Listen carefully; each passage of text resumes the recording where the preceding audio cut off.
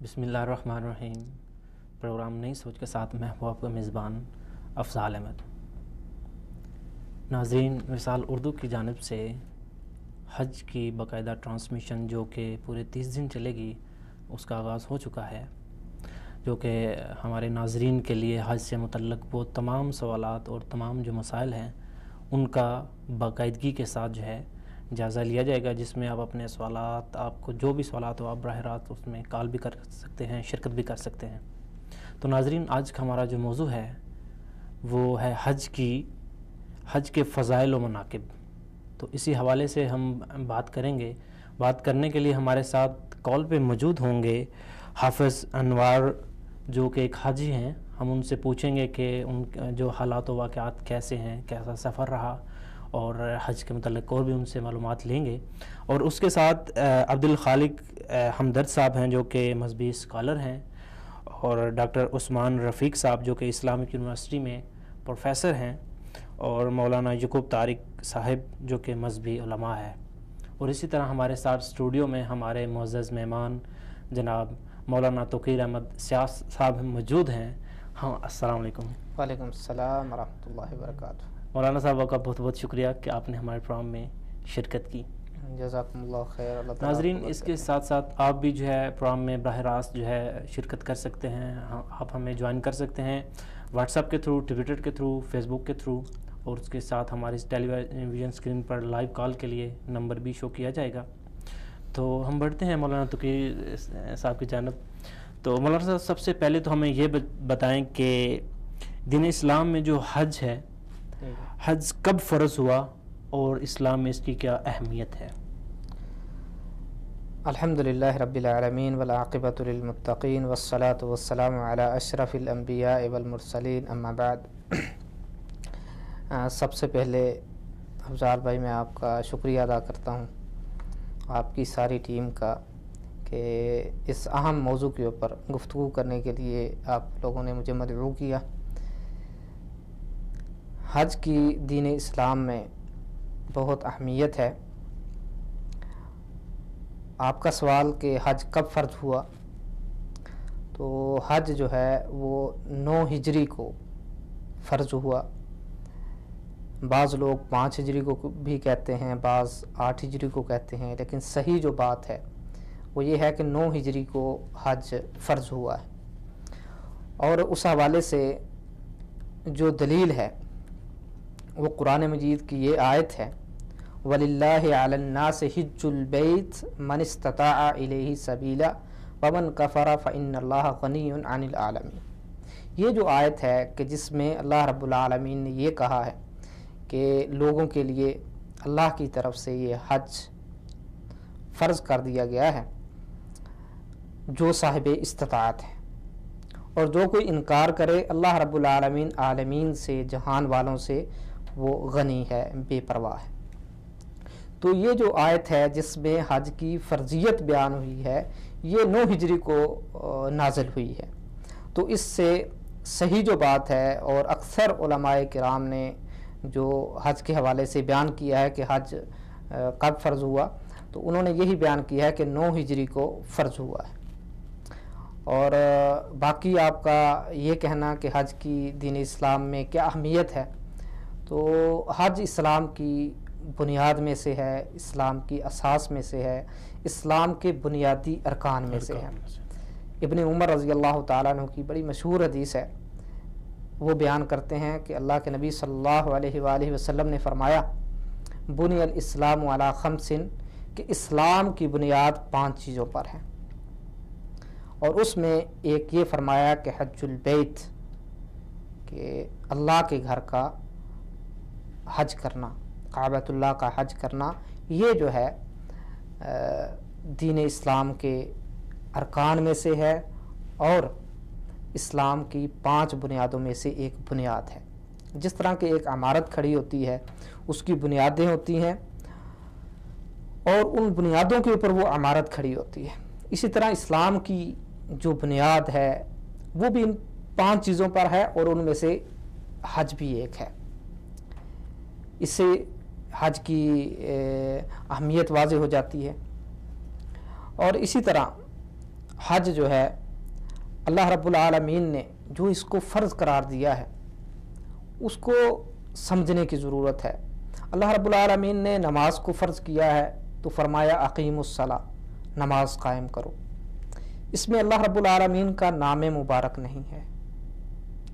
زکوٰۃ فرض کیا، فرمایا آتوا الزکاۃ، زکوٰۃ ادا کرو، فرض رب العالمین کی طرف سے ہے لیکن اللہ کا نام نہیں ہے۔ روزوں کو اللہ رب العالمین نے جب فرض کیا فرمایا کتب علیکم الصیام کما کتب علی الذین من قبلکم لعلکم تتقون، روزے تمہارے اوپر فرض ہیں، فرض کر دیے گئے ہیں، رب کی طرف سے فرض ہیں لیکن اللہ رب العالمین کا اس میں مبارک نہیں ہے۔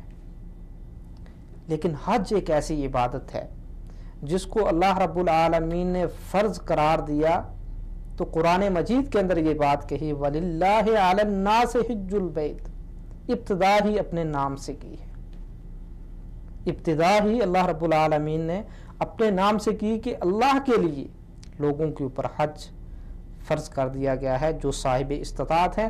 اور آگے پھر فرمایا ومن کفر، جو انکار کرے گا اس حج کا کہ دین اسلام میں حج نہیں ہے، تو فرمایا کہ اللہ رب العالمین عالمین سے بے نیاز ہے، اللہ رب العالمین عالمین سے بے پرواہ ہے، اس کو کسی کی ضرورت نہیں ہے۔ اگر کوئی انکار کرے گا تو وہ اپنا ہی نقصان کرے گا، اللہ رب العالمین کا کوئی نقصان نہیں کر سکتا ہے۔ تو اس سے بھی دین اسلام کے اندر حج کی اہمیت واضح ہو جاتی ہے کہ حج جو ہے دین اسلام میں ایک بہت اہمیت رکھتا ہے۔ اسی لیے عمر فاروق رضی اللہ تعالیٰ عنہ کے دور میں انہوں نے یہ اعلان کیا اور فرمایا کہ میرا یہ دل کرتا ہے، میرا یہ ارادہ ہے کہ میں بستیوں میں شہروں میں اپنے بندے بھیجوں اور ان لوگوں کو تلاش کریں کہ جو صاحب استطاعت ہیں، اس کے باوجود وہ حج ادا نہیں کر رہے، اس میں لاپرواہی کر رہے ہیں۔ فرمایا کہ مجھے بتایا جائے، میں ان کے اوپر جزیہ نافذ کر دوں۔ ما ہم بمسلمین ما ہم بمسلمین، یعنی کہ عمر فاروق رضی اللہ تعالیٰ عنہ کا یہ کہنا کہ انسان حیران ہو جاتا ہے کہ دین اسلام کی کتنی زیادہ اہمیت ہے کہ فرما رہے ہیں کہ وہ مسلمان ہی نہیں ہے، وہ مسلمان ہی نہیں ہے، جو لاپرواہ ہو رہے ہیں اس عمل سے، اس فریضے سے۔ اور جو بندہ یہ تصور کرے کہ دین اسلام میں حج ہے ہی نہیں تو اس کے اوپر کیا وعید ہو سکتی ہے کہ جو لاپرواہی کر رہا ہے اس کے بارے میں عمر فاروق رضی اللہ تعالیٰ عنہ فرما رہے ہیں کہ وہ مسلمان نہیں ہیں، مجھے بتایا جائے میں ان کے اوپر جزیہ نافذ کر دوں۔ تو ان تمام احادیث سے، ان تمام باتوں سے اور اللہ رب العالمین نے جس انداز سے اس کو فرض قرار دیا ہے اس سے حج کی فرضیت بھی واضح ہو جاتی ہے اور اس کی اہمیت بھی واضح ہو جاتی ہے۔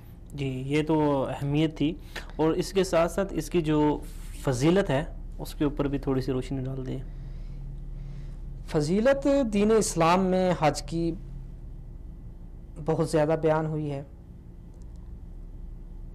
اللہ کے نبی صلی اللہ علیہ وسلم کی ایک حدیث ہے کہ اللہ کے نبی صلی اللہ علیہ وسلم نے فرمایا الحج المبرور لیس لہ جزاء الا الجنہ، کہ نیکی والا حج جس کو علماء کرام نے مقبول حج کہا ہے، کہ وہ حج کہ جس کے اندر انسان کوئی گناہ نہ کرے، نیکیاں ہی نیکیاں ہوں، اور جو اس طرح کا حج ہو تو وہ مقبول ہی ہوتا ہے انشاءاللہ اللہ کے ہاں۔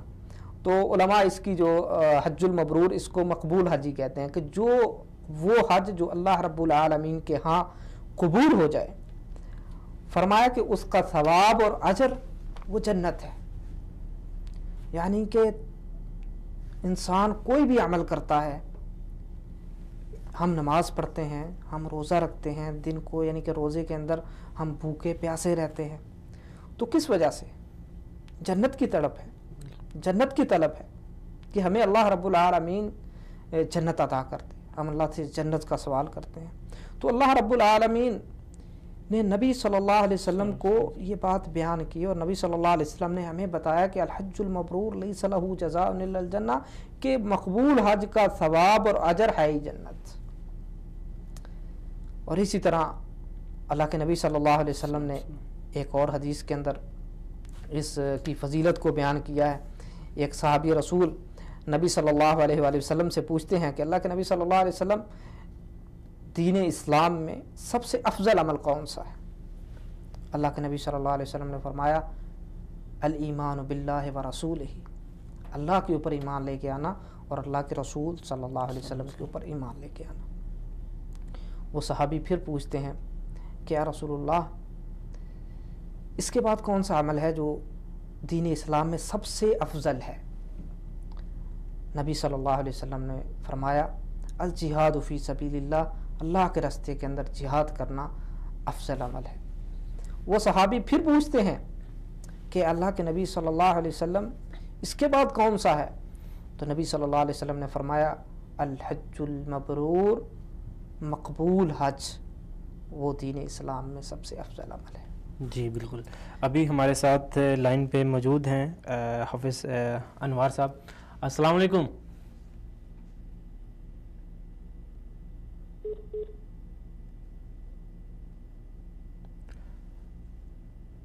السلام علیکم انوار صاحب، آپ ہمیں سن پا رہے ہیں؟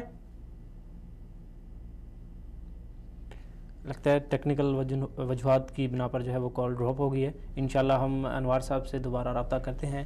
جی مولانا صاحب ہم جی تو اسی طرح حج جو ہے انسان کے گناہوں کو بالکل صاف کر دیتا ہے، بالکل ختم کر دیتا ہے. اللہ کے نبی صلی اللہ علیہ وسلم نے فرمایا کہ من حج للہ فلم یرفث ولم یفسق رجع کیوم ولدتہ امہ.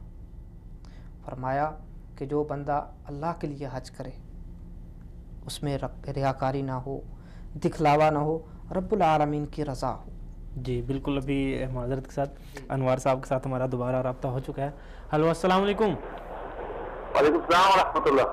جی انوار صاحب، آپ کو بہت بہت مبارک کہ آپ کو یہ سعادت حاصل ہوئی ہے کہ آپ ابھی جو ہیں وہ حج کی طرف جا رہے ہیں. تو آپ جو ہیں، آپ کا سفر کیسا رہا؟ جی ماشاء اللہ بہت اچھا سفر رہا ہے. اس وقت میں حرم میں ہی موجود ہوں. آج بارش ہوئی ہے ماشاء اللہ، اللہ کی طرف سے باران رحمت برسی ہے. لوگ بہت زیادہ خوش ہیں. ویسے بھی آج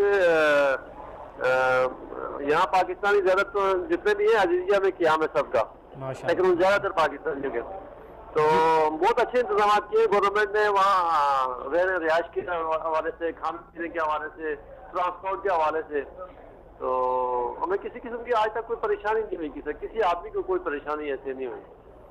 جی تو باقی وہاں پر جو کھانے پینے کے انتظامات ہیں، جو ہوٹل کے انتظام ہیں، تو وہ کیسے ہیں؟ ٹرانسپورٹ کے اور کھانے پینے کے اچھے اور رہائش کے انتظامات بہت اچھے ہیں ماشاء اللہ. اس طرح آگے سعودی گورنمنٹ نے جو بندوبست کیا وہ بھی بہت اچھے بندوبست کیا. آگے ٹرانسپورٹ انہوں نے آگے دی ہے، مکہ کے نزدیک سے جو ہمیں حرم کے اندر لے کے آتی ہے، حرم کے قریب آگے چھوڑتی ہے.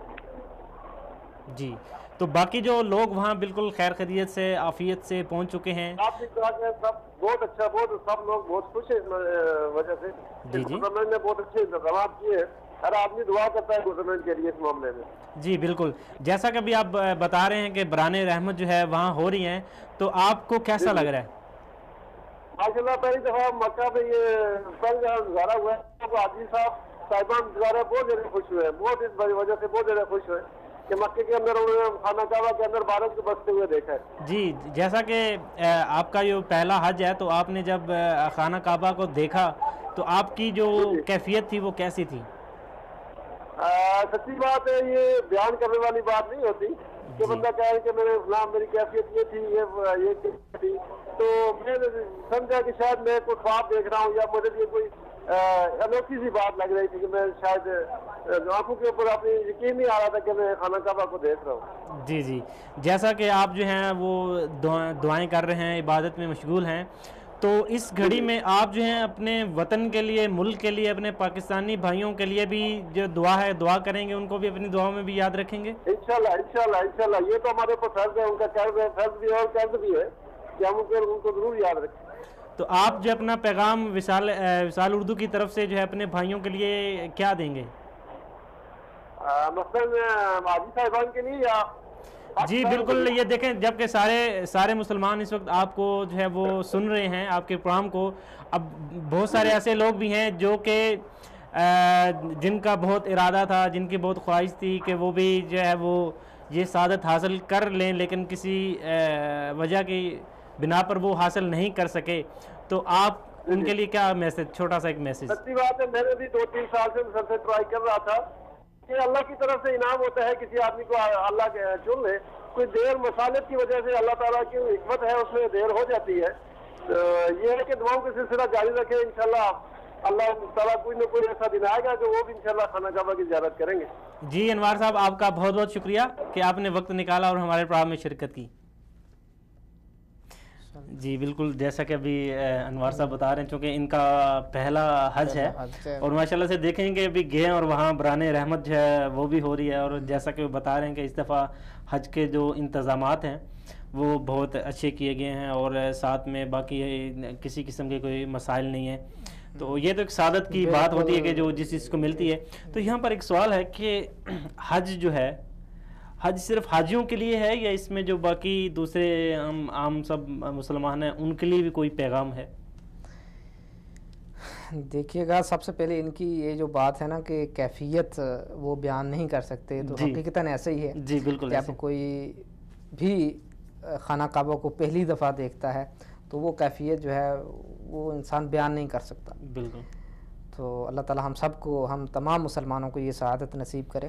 جی آمین۔ تو حج جو ہے صرف حج کرنے والوں کو ہی پیغام نہیں دیتا، بہت سارے پیغامات ہیں، حج کے بہت زیادہ اسباق ہیں، بہت سارے دروس ہیں جو حج ہمیں فراہم کرتا ہے۔ یہ صرف ایسا ہی نہیں ہے کہ حج جو ہے ایک طریقے کے ساتھ بس کر لیا جائے اور اس سے کچھ سیکھا نہ جائے، بلکہ اس کو اگر ہم ایک حج کے ایک عمل کو اگر ہم تھوڑا سا غور کر کے دیکھیں تو ہمیں اس میں بہت ساری حکمتیں، بہت ساری نصیحتیں اور دروس ملتے ہیں۔ تو یہ جو حج ہے، حج کے اندر میں تو یہ سمجھتا ہوں کہ یہ جو حج کرنے والے ہیں جس ملک سے بھی آتے ہیں وہ گویا کہ اس ملک کے نمائندہ ہوتے ہیں، کیونکہ تمام مسلمان اس ملک کے، اس علاقے کے ایک ہی دفعہ نہیں آ سکتے، اور نہ ہی ایسا ممکن ہے کہ کوئی تمام علاقے والے جو ہے وہ حج کر لیں۔ حج کسی کو نصیب ہوتا ہے، اللہ رب العالمین جس کو توفیق عطا فرماتے ہیں، جس کے اوپر اپنا فضل اور کرم کرتے ہیں، وہی حج کی سعادت نصیب کرتا ہے۔ تو جس طرح کے آپ لوگوں نے دیکھا ہوگا کہ جس طرح کرکٹ کا میچ ہے یا فٹ بال کا میچ ہے، تو اس میں یعنی کہ کھیلنے والے تو صرف 22 کھلاڑی ہوتے ہیں، 1-2 ریفری ہوتے ہیں، لیکن صرف وہی نہیں کھیل رہے ہوتے، بلکہ اس گراؤنڈ کے اندر موجود اور ٹی وی کے اوپر جو دکھایا جا رہا ہوتا ہے، ہر کوئی ان کے ساتھ گھوم رہا ہوتا ہے، ان کا جو ذہنی کیفیت انہی کے ساتھ ہوتی ہے، وہ بھی گویا کہ کھیل رہے ہوتے ہیں، بالکل ریئیکشن کے ساتھ، اسی طرح حج جو ہے، اور ہمیں یہ سیکھنا چاہیے، یہ دیکھنا چاہیے کہ حج صرف انہی کے لیے نہیں ہے جو حج ادا کر رہے ہیں، بلکہ ہم نے بھی دیکھنا ہے کہ یہ حاجی صاحب ہیں، انہوں نے جو احرام باندھا ہوا ہے، یہ احرام کیوں ہے اس طرح کا، یہ سفید رنگ کا کیوں ہے، یہ دایاں کندھا کیوں ننگا کیا ہوا ہے، اس کے اندر کیا حکمتیں ہیں؟ تو حج جو ہے تمام مسلمانوں کو سب سے پہلا جو درس دیتا ہے وہ یہ ہے کہ ہم اپنے اندر اتحاد پیدا کریں، اپنے اندر اتفاق پیدا کریں، اپنے اندر سے نفرتیں ختم کریں، اپنے اندر سے اختلافات کو اس حد تک نہ لے جائیں کہ ہم ایک دوسرے سے بات تک نہ کریں، ہم ایک دوسرے کو بالکل دین اسلام سے نکال دیں، ایسا نہ کریں۔ وہ اس طرح کہ دیکھیں کہ اس جگہ پہ تمام مسلمان، کوئی افریقہ کے جنگلوں سے اٹھ کے آیا ہے یا کسی یورپ کے کسی علاقے سے یا ایشیا کے کسی دور دراز علاقے سے آیا ہے، وہ تمام ایک ہی جگہ پہ ایک ہی عمل، ایک ہی کیفیت، ایک ہی لباس کے اندر ادا کر رہے، ایک ہی جگہ پہ بیٹھے ہوئے ہیں، ایک ہی عمل دہرا رہے ہیں، ایک ہی آواز کے اندر یہ پکار رہے ہیں، لبیک اللہم لبیک لبیک لا شریک لک لبیک، اے اللہ ہم حاضر ہیں، ہم آگے ہیں تیرے دربار میں، تو ہمیں معاف فرما دے۔ یہ اعتراف کیا جا رہا ہے، اللہ رب العالمین کی توحید کا پرچار کیا جا رہا ہے، زبان سے بلند آواز سے پکارا جا رہا ہے، تو گویا کہ یہ تلبیہ، یہ احرام، ایک ہی کیفیت، ایک ہی لباس، یہ ہمیں اتحاد کا درس دے رہا ہے کہ ہم ایک ہی عمل کر رہے ہیں. کس کے کہنے پہ؟ اللہ رب العالمین نے ہمیں حکم دیا ہے, نبی کائنات صلی اللہ علیہ وآلہ وسلم نے ہمیں حکم دیا ہے, ہم ان کے حکموں کے مطابق اس عمل کو کریں گے, اور تمام مسلمان کرتے ہیں, کرنے کی کوشش کرتے ہیں. جب ہم حج کے عمل کو نبی کائنات صلی اللہ علیہ وسلم کے حج کے مطابق ادا کرنے کی کوشش کرتے ہیں, تو دین اسلام کے دوسرے جو مسائل ہیں, دوسرے جو فرائض ہیں, ان کے اندر بھی ہمیں اللہ کے نبی صلی اللہ علیہ وسلم کے طریقے کو اپنانا چاہیے. ہم کس طرف جا رہے ہیں؟ احرام باندھ کے کعبۃ اللہ کی طرف. کعبۃ اللہ تمام مسلمانوں کا ہی مرکز نہیں, بلکہ پورے کرۂ ارض کا درمیان ہے. ان اول بیت وضع للناس الذی ببکۃ مبارک وہدی للعالمین. پہلا گھر رب العالمین جو بنی نو انسان کے لیے بنایا کہ اس جگہ پہ اللہ رب العالمین کی عبادت کی جائے, اور یہاں سے ہی ہدایت کا سرچشمہ اور برکتوں کا سرچشمہ پھوٹا. اور یہ صرف قرآن ہی نہیں کہہ رہا, بلکہ آج کی سائنس بھی کہہ رہی ہے کہ پورے دنیا کا مرکز خانہ کعبہ ہے. تو ایک حاجی صاحب احرام باندھ کے خانہ کعبہ کی طرف جا رہا ہے, ایک مرکز کی طرف جا رہا ہے. جب ہم تمام مسلمان ایک مرکز کی طرف جا رہے ہیں, ایک حاجی صاحب بھی اور اس کو دیکھنے والے, پوری دنیا سے مسلمان اس کیفیت کو دیکھ رہے ہوتے ہیں کہ خانہ کعبہ کے گرد طواف کیا جا رہا ہے. اب خانہ کعبہ کی طرف حاجی صاحب جا رہے ہیں, حجاج کرام. یہ ساری کیفیت, یہ سارا عمل جو ہم ایک ہی نقطے کی طرف جا رہے ہیں, ہمیں اتحاد کی طرف دعوت دے رہا ہے کہ ہمارا قبلہ ایک ہے, ہمارا رسول ایک ہے, ہمارا رب ایک ہے. ہمارے اوپر جو اللہ رب العالمین نے ہمارے نبی کے اوپر اور ہماری ہدایت کے لیے جو کتاب نازل کی وہ بھی ایک ہے. تو اس لیے ہم کو بھی ایک ہو جانا چاہیے.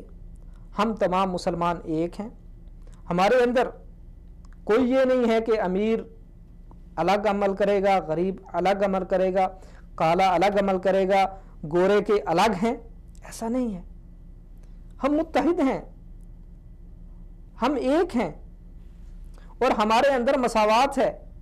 یہ نہیں ہے کہ ہم جو کالے ہیں ان کو اور جو ہے انداز سے دیکھیں, اور جو گورے ہیں ان کو اور انداز سے دیکھیں, غریب ہے ان کو اور انداز سے دیکھیں, اور غریب جو ہیں ان کو اور انداز سے دیکھیں. ایسا نہیں. یہ احرام باندھ کے ایک ہی عمل جو ہم دہرا رہے ہیں, یہ ہمیں اتحاد کے ساتھ مساوات کا درس دے رہا ہے. اور جو دوسری چیز جو حج ہمیں سکھا رہا ہے اور جو پیغام دے رہا ہے حج کرنے والوں کو بھی, اور حج کو جن کو حج نصیب نہیں ہوا ابھی تک, ان کے لیے بھی یہ پیغام ہے کہ ہم حج کے اندر بہت سارے ایسے اعمال ہیں جو ابراہیم علیہ السلام, ان کے بیٹے اسماعیل علیہ السلام اور سیدہ حاجرہ علیہ السلام, ان کی یاد کو تازہ کرتے ہیں. مقام ابراہیم ہے, واتخذوا من مقام ابراہیم خلیلا, کہ وہ جگہ کہ جس جگہ پہ ابراہیم علیہ السلام کے قدم مبارک ہیں, فرمایا کہ اس جگہ کو تم نماز کے لیے جگہ بنا لو. جس جگہ پہ حضرت حاجرہ علیہ السلام بھاگی تھیں, اس جگہ کو حج اور عمرے کا رکن قرار دے دیا. جس جگہ پہ اسماعیل علیہ السلام کی ایڑیاں لگی ہیں, اس جگہ سے پانی کا چشمہ جو آج تک جاری ہے زمزم کا. یعنی کہ سوچنے کا مقام یہ ہے اور سمجھنے کی بات یہ ہے کہ کتنے سال گزر چکے ہیں, لیکن ان کی باقیات کو, ان کی جو قربانیاں ہیں, ان کو اللہ رب العالمین نے قیامت تک کے لیے باقی رکھا ہے.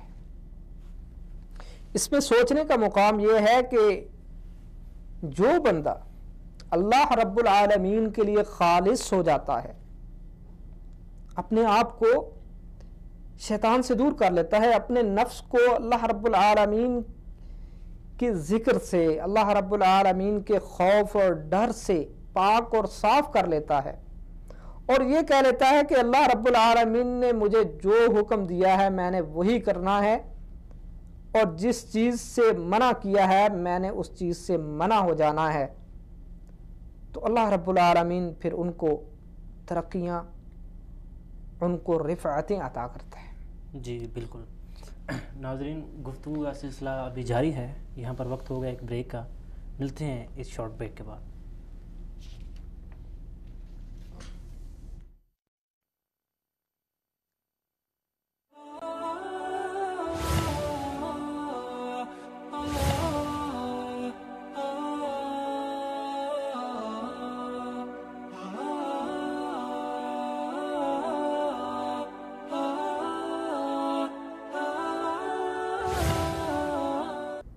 السلام علیکم ناظرین، آپ کو ایک بار پھر اپنے پروگرام میں خوش آمدید کہتے ہیں.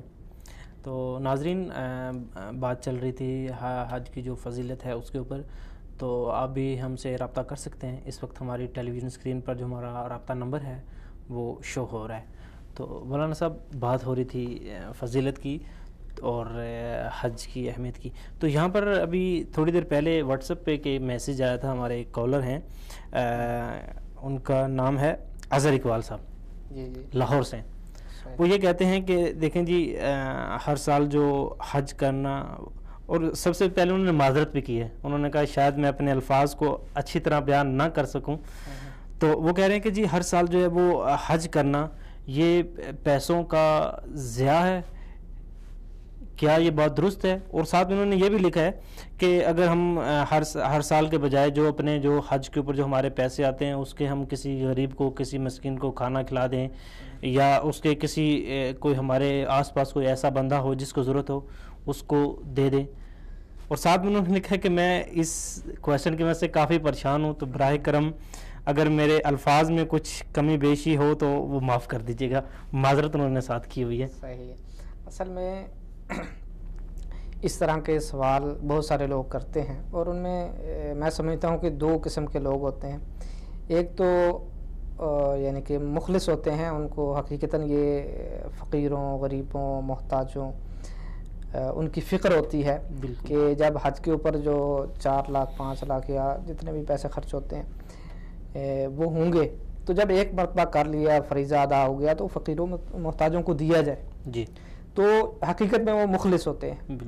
اور دوسری قسم ان لوگوں کی ہوتی ہے کہ جن کا مقصد ہی یہ ہوتا ہے کہ دین اسلام کے ہر عمل میں اور ہر نیک کام میں اعتراض کیا جائے. تو اصل میں بات سمجھنے کی ہے. اس کا فیصلہ اللہ کے نبی صلی اللہ علیہ وآلہ وسلم کی حدیث مبارکہ کرے گی. حج فرض تو عمر میں ایک بار ہی ہے بھی صاحب استطاعت کے اوپر، لیکن بار بار کرنے کا اور اس کی فضیلت کو بھی اللہ کے نبی صلی اللہ علیہ وسلم نے بیان کیا ہے. آقا علیہ الصلوۃ والسلام نے فرمایا تابعوا بین الحج والعمرہ فإنہما ینفیان الفقر والذنوب کما ینفی القیر خبث الحدید والذہب والفضہ، کہ حج اور عمرے پے در پہ کیا کرو، بار بار کیا کرو. عمرہ کیا، حج کیا، حج کیا، عمرہ کیا، اس کو بار بار کیا کرو. یعنی کہ ایک بار نہیں، بار بار کیا کرو، آگے پیچھے. فائدہ کیا ہوگا؟ فإنہما ینفیان الفقر والذنوب، یہ گناہوں کو بھی اور فقیری کو بھی، محتاجی کو بھی اس طرح ختم کر دے گا جس طرح کہ ایک لوہے کو، سونے اور چاندی کو بھٹی میں داخل کیا جائے تو سونا، چاندی اور لوہا بالکل صاف شفاف ہو جاتا ہے اور ان کی میل کچیل ختم ہو جاتی ہے. اسی طرح بار بار حج اور عمرہ کرنے سے انسان کے گناہ بھی معاف ہو جاتے ہیں اور محتاجی اور فقیری بھی ختم ہو جاتی ہے. یعنی کہ اللہ رب العالمین کا معیار اور ہے، ہمارا اور ہے. ہم یہ کہتے ہیں کہ پیسے ہم خرچ کریں گے تو ہمارے ختم ہو جائیں گے، اللہ رب العالمین کہتے ہیں کہ تمہاری محتاجی ختم ہو جائے گی. تو اس میں جب شریعت نے ہمیں حکم دیا ہے، یعنی کہ ہمیں ترغیب دلائی ہے، تو ہمیں اعتراض نہیں کرنا چاہیے. اور دوسرا کہ ضروری نہیں ہے کہ جو شخص جی معذرت کے ساتھ ابھی ہمارے ساتھ کال پہ موجود ہیں عبدالخالق ہمدرد صاحب. السلام علیکم.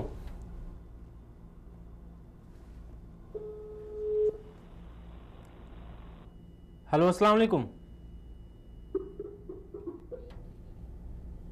لگتا ہے کال ہماری ڈراپ ہو گئی ہے, انشاءاللہ ہم دوبارہ ان سے رابطہ کریں گے. جی مولانا صاحب, اصل میں یہ جواب تو تھا اس بھائی کے لیے جو مخلص ہے جی, لیکن جو بیجا اعتراض کرنے والے ہیں ان کے لیے جواب یہ ہے کہ شیطان جو ہے, شیطان کا کام ہی یہ ہے کہ لوگوں کے ذہن کے اندر اسلام کے ارکان اور اسلام کے فرائض کے بارے میں جوابات ذہن میں داخل کرنا, تاکہ یہ اعتراضات کرتے چلے جائیں. قربانی کے حوالے سے بھی کرتے ہیں لوگ کہ جی اتنا بڑا آپ لوگ بیل لے لیا, اتنی قربانیاں کر رہے ہیں, تو یہی کسی غریب کو دے دیں. بے غریب کو بھی دیں گے انشاءاللہ, غریب کو کیوں نہیں دیں گے؟ اس کا مقصد بھی تو دیکھیں نا. جی, تو اصل چیز تو نیت کی ہے نا. جب وہ اس کی نیت خالص ہے تو وہ جتنا مہنگے سے مہنگا لے گا تو اللہ رب العالمین اس کو اجر دے گا. جی بالکل ٹھیک ہے. اصل میں بات یہ ہے کہ بعض لوگوں کا کام ہی یہ ہوتا ہے کہ انہوں نے اعتراض کرنا ہوتا ہے, اور اعتراض بھی انہوں نے یہ نہیں کرنا ہوتا. مثال کے طور پر ایک شخص ہے نا, اس کے اندر کوئی کمی کوتاہی ہے, آپ حتیٰ کہ یہی کہہ لیں کہ وہ بندہ شراب پیتا ہے, ٹھیک ہے, شراب پینے کے بعد وہ مسجد کی طرف چلا جائے نا, شراب پینے والے کو شراب سے نہیں روکیں گے, لیکن اگر وہی شرابی مسجد کی طرف جا رہا ہو تو کہتے ہیں 900 چوہے کھا کے بلی حج کو چلی. اس طرح کے اعتراضات, یعنی کہ شراب سے نہیں روکا لیکن مسجد کی طرف جا رہا ہے تو اس کو روک رہے ہیں, ٹوک رہے ہیں. بھائی اب اس کا کیا فائدہ؟ گویا کہ اس کو یہ کہہ رہے ہیں کہ تمہارا یہ مسجد کی طرف جانے کا کوئی فائدہ نہیں ہے. نیکی کا کام تو کرنے دو, اس کو برائی سے روکو. بالکل, ہم اس پہ بات کرتے ہیں. عبدالخالق صاحب سے ہمارا دوبارہ رابطہ ہو گیا ہے. السلام علیکم.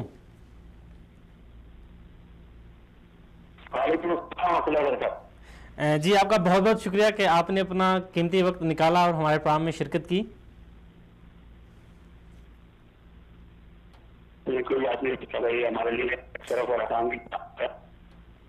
جی عبدالخالق صاحب, جیسا کہ ابھی ہمارا پروگرام کا جو موضوع ہے وہ حج کے فضائل اور مناقب ہے, اسی حوالے سے ایک سوال ہے کہ حضرت ابراہیم علیہ السلام کو کن وجوہات کی بنا پر حج میں جو مرکزی حیثیت ہے, مرکزی حیثیت وہ حاصل ہے, وہ کون سی وجوہات ہیں؟ جو سوال ہے اس میں تھوڑی سی ترتیب کر لی جائے اور یہ کہا جائے کہ ہمارے خیال میں وہ زیادہ ہو جائے گی, کیونکہ اگر حضرت ابراہیم علیہ السلام کی ذات کو حج سے نکال دیا جائے تو اب کچھ ایسا ہی نہیں. تو یہ ایک بنیادی بات ہے, اور اس میں جو سب سے بڑی بات ہے حضرت ابراہیم علیہ السلام کی حج کے حوالے سے, وہ پہلی بات تو یہ ہے کہ خانہ کعبہ کی تعمیر حضرت ابراہیم علیہ السلام نے کی. اس کے بعد اس قربانی کی ابتدا حضرت اسماعیل علیہ السلام کو مینا پر قربان کر کے قربانی کی ابتدا حضرت ابراہیم علیہ السلام کی.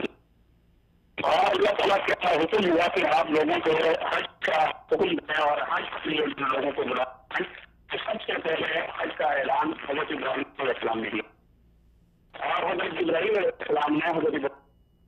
اچھا عبدالخالق صاحب, معذرت کے ساتھ آپ کے جو لگتا ہے ابھی کال جو ہے وہ ڈراپ ہو گئے, انشاءاللہ ہم دوبارہ ان سے رابطہ کرتے ہیں.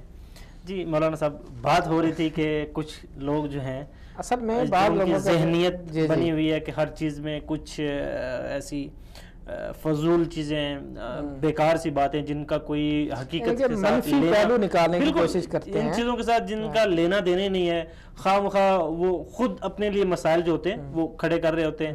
تو اسی حوالے سے یہ جو چیزیں ہیں کہ ہم کہتے ہیں کہ جی یہ چیز ایسی ہے, یہ چیز ویسی ہے. تو اگر آپ نے بات کی قربانی کی بات کی, جی جی, اس قربانی کے اگر مقصد کو دیکھا جائے, اس کا مقصد کیا ہے؟ قربانی کا مقصد تو یہی ہے کہ اللہ رب العالمین کی رضا حاصل کرنا, اور اس کا جو ایک حصہ ہے وہ اپنے بھائیوں کے لیے بھی رکھا ہوا ہے کہ وہ بھی عید کے دن جو ہے اس چیز کا جو ہے وہ جس طرح باقی شریک ہو جائیں, کھانے میں شریک ہو جائیں, اچھی چیزیں, وہ بھی کپڑے اچھے پہنے, وہ بھی یہ چیزیں کریں.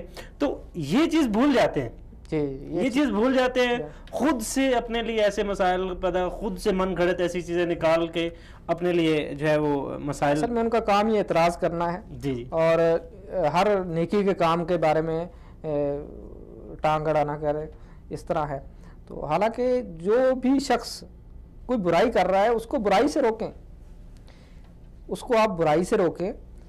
لیکن اگر وہ نیکی کا کام کر رہا ہے تو نیکی کے کام کی وہ اپریشیٹ بھی کریں، اس کی تعریف بھی کریں کہ چلو اس کے اندر کوئی کمی کوتاہی ہے تو اس کو کریں. اسی طرح یہ ہے کہ اگر کوئی شخص حج کر رہا ہے، بار بار کر رہا ہے، تو آپ اس کو اپریشیٹ کریں، آپ اس کو کہیں کہ یہ قابل تعریف بات ہے اس کی کہ یہ اتنے پیسے خرچ کر کے جاتا ہے، اس کے اندر اللہ رب العالمین کے حکم کو ماننے کی اور نبی صلی اللہ علیہ وسلم نے جو حکم دیا کہ حج اور عمرے کو بار بار کیا کرو، اس کو ادا کرنے کی تڑپ ہے.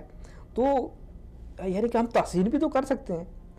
تو لازمی ہم نے یہ نقطہ نکالنا ہے کہ یہ جی پیسے ضائع کر رہے ہیں، یہ کسی کو غریب کو دے دیں. تو آپ کو کیا پتا کہ وہ غریبوں کو بھی دیتا ہو، اس سے زیادہ دیتا ہو. اللہ رب العالمین نے جب اس کو دیا ہے. اور حقیقت کے اندر جو شخص یعنی کہ بار بار عمرے کرتا ہے، حج کرتا ہے، اللہ رب العالمین کے نبی صلی اللہ علیہ وسلم کا جو فرمان ہے وہ جھوٹا نہیں ہو سکتا. اور یہ بات باقاعدہ طور پر تجرباتی طور پر ہے کہ جو شخص بھی حج کو بار بار کرتا ہے اس کے رزق میں لازماً اضافہ ہوتا ہے، اور اللہ رب العالمین اس کے رزق کے اندر برکت ڈال دیتے ہیں. کسی جگہ پہ برکت کی ابھی ہمیں نظر نہیں آتا نا. برکت کے بہت سارے طریقے ہو سکتے ہیں. جس جگہ پہ اس کے پیسے خرچ ہونے تھے اللہ رب العالمین نے اس سے اس کو بچا لیا، اس کے کاروبار کے اندر برکت ڈال دی. یہ تمام چیزیں ایسی ہیں کہ جو اللہ کے نبی صلی اللہ علیہ وسلم نے جو فرمایا ہے اس کے تحت ہوتی ہے. تو یہ جو اعتراض ہے اعتراض کرنے والوں کا، یہ اعتراض بالکل غلط اعتراض ہے، اور ایسے ہی ہے جیسے کہ یعنی کہ دین اسلام کے اوپر بیجا اعتراض کیے جاتے ہیں. اور بھی بہت سارے اعتراضات میں سے ایک چیز اور بھی ہو سکتی ہے کہ پہلی بات تو یہ ہے نا کہ حج سے جو ایک حاجی ہے وہ واپس آتا ہے، اس کی زندگی میں کیا جو تبدیلی ہے وہ رونما ہونی چاہیے اور کیا ہو سکتی ہے، یہ بھی ہے. اور بیچ میں ابھی تھوڑی دیر پہلے جو ہے نا وہ ہمارے ساتھ محمد عثمان تھے اسپین کے ساتھ، وہ انہوں نے بڑے ایک عجیب سے انداز میں سوال کیا تھا کہ کچھ لوگ جو ہیں حج کرنے کے بعد واپس آ کے چھری تیز کر لیتے ہیں. اب یہ انہوں نے ڈالا کہ کیا یہ اسی وجہ سے جو عام لوگ ہیں ان کا خیالات اس طرف جاتے ہیں؟ اگر اعتراض کیا جائے تو میں یہ نہیں کہتا کہ چھری تیز کر لینی چاہیے یا چھری تیز نہیں کرتے، مشاہداتی طور پر دیکھنے میں آیا ہے. لیکن اس میں حج کا تو کوئی قصور نہیں ہے، حج کے فریضے کا تو نہیں، بلکہ میں تو یہ کہتا ہوں کہ مسلمان بحیثیت مسلمان ان کے اخلاق آپ دیکھ لیں. کیا بازار کے اندر ہم جھوٹ نہیں بول رہے؟ کاروبار کے اندر کتنا جھوٹ اور سود ہے. اصل بات یہ ہے کہ صرف حج کرنا ہی ہمیں یہ نہیں کہتا کہ حج جو ہے حج ہی ہمیں چینج کرے، بلکہ میں یہ کہتا ہوں جو ہم نے کلمہ پڑھا ہے نا لا الہ الا اللہ محمد رسول اللہ، جب ہم نے اللہ کو رب مانا ہے، نبی کائنات صلی اللہ علیہ وسلم کو اپنا رسول مانا ہے، ہمارے اندر اسی وقت چینجنگ آنی چاہیے. ٹھیک ہے، تو حج کرنے والے کو واقعتاً اپنے اندر چینجنگ لانی چاہیے، تبدیلی لانی چاہیے. اس کے اندر اگر نمازوں کے اندر سستی ہے تو نمازوں کے اندر سستی ختم ہونی چاہیے. اگر جھوٹ، فراڈ، سود، یہ ساری برائیاں تھیں تو اس کے اندر کمی آنی چاہیے. لیکن اگر کمی نہیں آئی اس کے اندر تو ہم یہ نہیں کہہ سکتے کہ اس بندے کا حج قبول نہیں ہوا. ہم یہ نہیں کہہ سکتے کہ اس بندے کو، دوسروں کو یہ نہیں کہہ سکتے کہ حج کا کوئی فائدہ ہی نہیں ہے. بھی ممکن ہے کہ ایک شخص اس نے حج کیا، حج کے اندر اس نے سنت کے مطابق حج کیا ہے، حج کے اندر نیکیاں کی ہیں، کوئی برائی نہیں کی، اللہ رب العالمین نے اس کے گناہوں کو معاف کر دیا. لیکن دوران سفر ہی شیطان پھر اس کے اوپر غالب آ گیا. کیا غالب نہیں آ سکتا شیطان غالب آ سکتا ہے. شیطان تو 1 منٹ کے اندر ہمارے اوپر، ہمارے نفس کے اوپر غالب آ سکتا ہے. حج کے فوراً بعد سفر کے دوران ہی، ملک میں ہی ابھی نہیں پہنچا، اپنے گھر ہی نہیں پہنچا، شیطان نے اس کے اندر پھر وسوسات وہی ڈال دیے. تو ہم یہ نہیں کہہ سکتے کہ جو حج کر کے گیا ہے اگر اس کے اندر چینجنگ، تبدیلی نہیں آئی، اس کا حج ہی قبول نہیں ہوا. ایسا نہیں ہے. چینجنگ آنی چاہیے، تبدیلی آنی چاہیے، لیکن اگر نہیں آئی تو ہم یہ نہیں کہہ سکتے کہ اس کا حج قبول نہیں ہے. ہم یہ نہیں کہہ سکتے کہ حج کا قصور ہے اللہ رب العالمین نے جو فرض کیا ہوا. تو اسی طرح اور بہت سارے جو اعتراضات کرتے ہیں.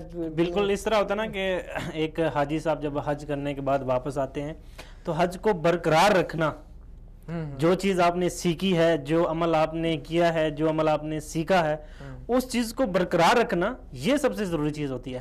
بالکل برقرار رکھنا چاہیے.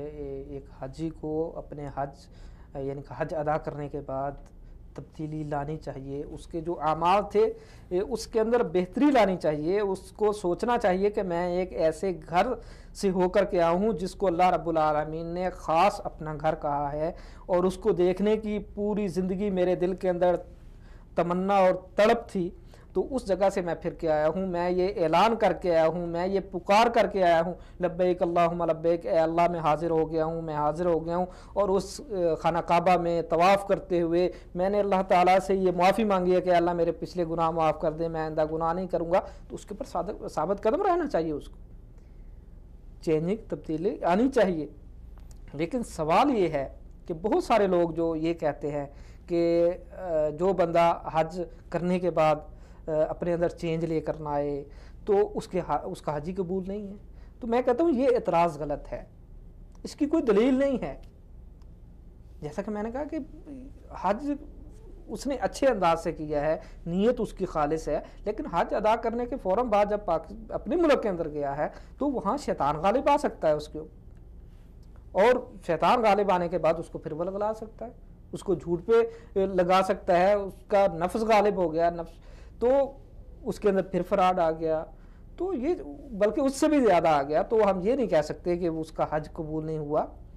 تو حج جو سنت کے مطابق کرے گا, نیت خالص ہو کر کے کرے گا, اور حج کے اندر کسی قسم کی کوئی برائی نہیں کرے گا, تو اللہ رب العالمین اس کے یقیناً حج کو قبول کرے گا, اور وہ ایسے ہی لوٹ کر کے جائے گا.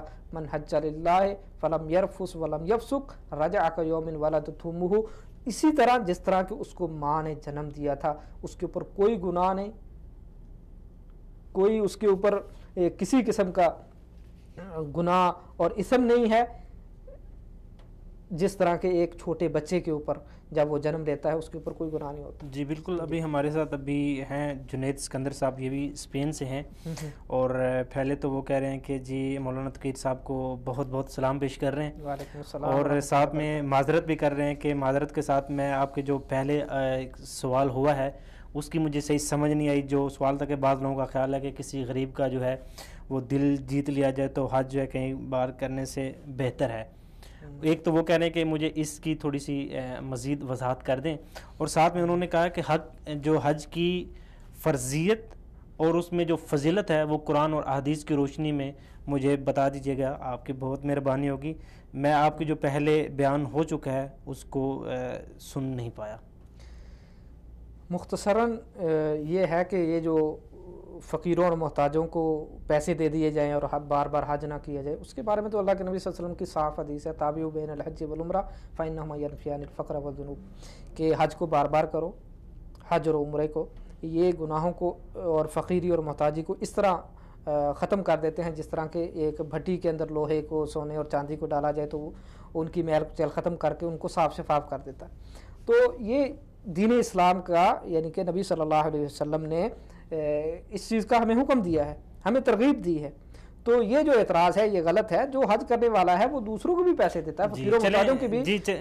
چلیں ٹھیک ہے, یہ بات تو سمجھ میں آ گئی. باقی جو حج کی جو فرضیت اور فضیلت ہے وہ ہمارے ساتھ ڈاکٹر عثمان رفیق صاحب سے, ہم ان سے پوچھتے ہیں. السلام علیکم ڈاکٹر صاحب. وعلیکم السلام ورحمۃ اللہ.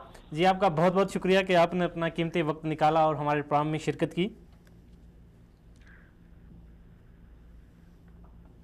جی ڈاکٹر صاحب اسپین سے ہمارے ساتھ اسکندر حیات صاحب ہیں. ان کا ایک سوال ہے کہ قرآن جو ہے حج کی فرضیت اور فضیلت جو ہے وہ قرآن اور احادیث کی روشنی میں بیان کیجیے. السلام علیکم. وعلیکم السلام. سب سے پہلے تو میں وصال اردو کا شکریہ ادا کرنا چاہتا ہوں کہ انہوں نے اس اہم امر پہ بات کرنے کے لیے موقع دیا. اصل میں کسی چیز کی اہمیت جاننے کے لیے انتہائی ضروری ہوتا ہے کہ اس کی قدر کو انسان پہچانے. جی. تو سب سے پہلے تو ہمارے لیے یہ جاننا ضروری ہے کہ مسلمان ہونے کے ناطے یہ حج جو ہے ہمارے اوپر رکن ہے. جی. اسلام کے 5 ارکان میں سے یہ ایک بہت اہم رکن ہے جس کا پورا کرنا ہر مسلمان کے اوپر فرض کیا گیا ہے. جی. جیسا کہ آپ صلی اللہ علیہ وسلم نے فرمایا، جس کا مفہوم ہے کہ شہادتین، نماز، روزہ، حج، زکوٰۃ، یہ سارے کے سارے 5 ارکان ہیں. پہلی بات تو یہ ہو گئی. اس کے بعد جو فضیلت کی بات آ جاتی ہے تو آپ صلی اللہ علیہ وسلم کی جو حدیث ہے، میں سمجھتا ہوں وہ حدیث ہی بتا دینا کافی ہے کہ جس میں آپ صلی اللہ علیہ وسلم نے یہ فرمایا ہے کہ جو انسان حج کرے اور حج مبرور کرے تو اس کی جزا جو ہے وہ جنت ہے. دوسری حدیث میں آپ صلی اللہ علیہ وسلم نے یہ بھی فرمایا ہے کہ جس نے حج کیا اور گناہ وغیرہ سے بچتا رہا تو وہ ایسا ہی لوٹے گا جیسا کہ آج ہی کے دن پیدا ہوا ہے. تو یہ جو حدیثیں ہیں یہ ہمارے لیے، یہ اگر ہم جان لیں، اس کی گہرائی میں چلے جائیں تو میں سمجھتا ہوں یہ کافی ہیں اس کی فضیلت جاننے کے لیے. یہ بخاری اور مسلم کی روایات ہیں، یعنی کہ صحیح احادیث ہیں. اور اس عبادت میں ایک ہمارے لیے وہ سبق بھی ہے. وہ سبق یہ ہے کہ دیکھیں پوری امت مسلمہ ایک ہی شکل میں ظاہر ہوتی ہے. جی. ہر قسم کے وہ اپنے جو جس قسم کے بھی اختلافات ہیں سارے ختم کر کے آتی ہے. اور صرف ان کا مقصد یہی ہوتا ہے کہ اللہ تعالیٰ کے حکم کو ہم پورا کریں، اور کس طریقے سے کریں، جیسے کہ آپ صلی اللہ علیہ وسلم سے ثابت ہے. ہر ایک کی یہی کوشش ہوتی ہے اور حد سے زیادہ کوشش ہوتی ہے. ہر قسم کے اختلافات جو ہیں وہ ختم ہو جاتے ہیں ان دنوں میں. اور یہ وہ منظر پیش کرتے ہیں جس طرح اللہ تعالیٰ نے سورہ حجرات میں فرمایا ہے، ان اکرمکم عند اللہ اتقاکم. اور جس طرح آپ صلی اللہ علیہ وسلم نے حجۃ الوداع کے موقع میں اپنے خطبے میں فرمایا تھا کہ کسی کے اوپر کوئی فضیلت نہیں ہے ما سوائے کہ تقویٰ. تو یہ ادھر ایک منظر پیش کیا جا رہا ہوتا ہے پوری امت مسلمہ کی طرف سے، جس میں ہر کوئی ایک ہی لباس میں آتا ہے، کوئی اختلاف آپس میں نہیں ہوتا، کسی قسم کا گناہ جو ہے ہر انسان بچتا ہے کہ ہم سے کوئی گناہ نہ ہو جائے. پہلے جو ہے وہ کوشش کرتے ہیں کہ توبہ کر کے چلے جائیں، اور یہی دعا کرتے ہیں کہ ہمیں اللہ تعالیٰ جو ہے ہماری مغفرت کر دے. تو یہ ایک منظر پیش ہوتا ہے. اس میں ہمارے لیے سبق بھی ہے، اس میں ہمارے لیے یہی فضیلت کے لیے کافی ہے. اور دوسری ایک اور بات بھی ہے اس حوالے سے کہ جس طرح اللہ تعالیٰ نے سورہ آل عمران میں فرمایا ہے وَلِلَّهِ عَلَى النَّاسِ حِجُّ الْبَيْتِ مَنِ اسْتَطَاعَ إِلَيْهِ سَبِيلًا. جو استطاعت رکھتا ہو تو اس کے اوپر حج جو ہے وہ فرض ہے. اس کے بعد اللہ تعالیٰ نے فرمایا ہے وَمَنْ كَفَرَ فَإِنَّ اللَّهَ غَنِيٌّ عَنِ الْعَالَمِينَ، کہ جس نے کفر کیا اللہ تعالیٰ بے نیاز ہے. تو اس کا مطلب یہ ہوا کہ جو انسان استطاعت رکھنے کے باوجود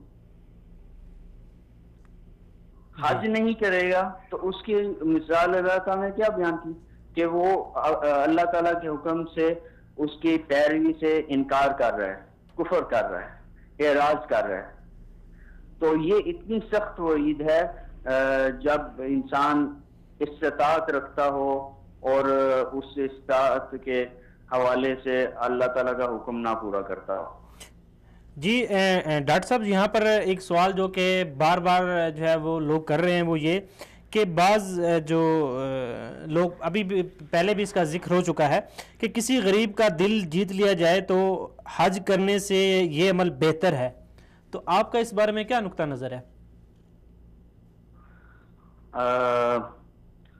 جس طرح انسان یہ بھی لوگ آپس میں مشہور ہے کہ جب کوئی انسان کوئی حافظ جو ہے وہ برا کام کر لیتا ہے تو سب سے پہلے ہمارے ہاں یہی کہا جاتا ہے کہ اس نے داڑھی رکھ کر برا کام کر لیا. تو ہر چیز کا علیحدہ علیحدہ حکم ہے. اگر حج کے متعلق کوئی بات ہے وہ حج کے متعلق ہے, کسی کا دل جیتنے والی بات ہے تو وہ علیحدہ بات ہے, وہ لا شک اس کی بھی اہمیت ہے, لیکن جو اصل حج ہے اس کی جگہ نہیں لے سکتا. حج جو ہے وہ علیحدہ فرضیت ہے. اس طرح آپ کسی بھی اچھے کام کو کسی دوسرے کام کے اوپر کہہ دیں کہ میں نے وہ کام کر لیا, میں اس سے ماورا ہو کر وہ کام بھی میرا پورا ہو گیا, پھر تو لوگ اس طرح بھی کہیں گے ایک اچھا کام کر لیا تو اس کی جگہ پر جو دوسرے اچھے کام ہیں وہ ماورائے جو ہے اس کے ہو گئے, ان کی جگہ اس سے اچھے کام نے لے لی.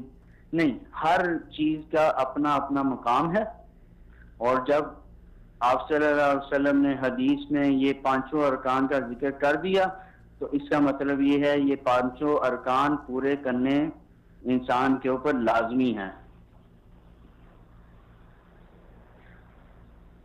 جی یہ میرا نقطہ نگاہ ہے. جی ڈاکٹر صاحب, آپ کا بہت بہت شکریہ کہ آپ نے اپنا قیمتی وقت نکالا اور جو ایک عام سا ایک جو لوگوں کے ذہن میں ایک جو من گھڑت سی بات جو تھی وہ اس کو آپ نے بڑے اچھے طریقے سے جو ہے وہ ہینڈل کیا. تو مولانا صاحب, آپ کی بات جو ہے ہم نے جہاں سے کاٹی تھی اب وہیں سے ہم سٹارٹ کرتے ہیں. سوال تو یعنی کہ وہی ہے جو آپ نے ان جی سے دیکھیں ہے وہ تو ہم نے ڈاکٹر صاحب کا نقطہ نظر لے لیا کہ ان کا نقطہ نظر یہ ہے کیونکہ یہ ہمارے جو بھائی ہیں اسپین سے جنید سکندر صاحب, ان کا یہ سوال تھا وہ ایک اس کا حصہ تو اپنے پہلے بیان کر دیا تھا, ابھی تھوڑا سا حصہ جو ہم نے فضیلت اور فرضیت کے حوالے سے تو ڈاکٹر صاحب نے بڑی اچھی بات کر دی اور ان سے بھی ہم نے اپنا نقطہ نظر لیا کہ آپ کا ان لوگوں کے بارے میں کیا خیال ہے جو کہتے ہیں کہ حج جو ہے حج کرنے سے کسی غریب کا دل جیت لینے سے. تو آپ کا بھی ہم جو ہے وہ نقطہ نظر لیں. ایک جو بات انہوں نے کی ہے وہ بہت ہی اچھی کی ہے کہ ہر حکم ہر چیز کا حکم الگ الگ ہے, ان کو ہم آپس میں گڑبڑ نہ کریں, آپس میں ملائے نہ. حج کا الگ حکم ہے, حج کے ایک بار کرنے کا تو جس کے پاس استطاعت ہے طاقت ہے اس کے اوپر تو فرض ہے, ٹھیک ہے, لیکن جو بار بار کرتے ہیں وہ بھی کر سکتے ہیں, کیونکہ حج کرنا بار بار کرنا اس کی ترغیب دین اسلام نے دی ہے. اور اس سے یہ نہیں ہے کہ ہم غریبوں فقیروں کے اوپر خرچ نہ کریں, ہمیں ان کے اوپر بھی خرچ کرنا چاہیے. اس کا بھی ہمیں حکم دیا گیا ہے کہ ہم غریبوں مسکینوں کو کھانا کھلائیں, ان کی ضروریات زندگی کو پورا کریں. اس چیز کا بھی ہمیں حکم دیا گیا ہے, ہمیں وہ بھی کرنا چاہیے. لیکن یہ نہیں ہے کہ ہم جو ہے حج اس وجہ سے جو ہے نا وہ بار بار نہ کریں کہ فقیر اور محتاج جو ہیں وہ اس سے یعنی کہ ان کی محتاجی دوری نہیں ہو رہی, ان کو ہم اور طریقے سے بھی اور انداز سے بھی دور کر سکتے ہیں. اور بھی ذریعے ہیں, ہم زکوٰۃ کے ذریعے سے, عشر کے ذریعے سے اور بھی ترغیبات دلا کر کے ان کو پورا کر سکتے ہیں. لیکن یہ جو حج بار بار کرنا ہے اس کی بھی ترغیب دین اسلام نے دی ہے اور ہمیں اس کو بھی فالو کرنا چاہیے. جی بالکل. ناظرین, گفتگو کا سلسلہ بھی جاری ہے, یہاں پر وقت ہو گیا ایک چھوٹی سی بریک کا, ملتے ہیں شارٹ بریک کے بعد.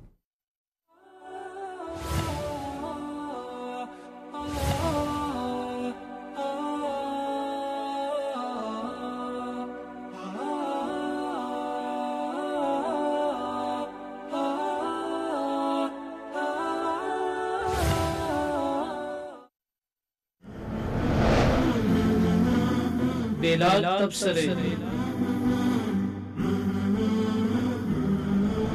باب تجزیے,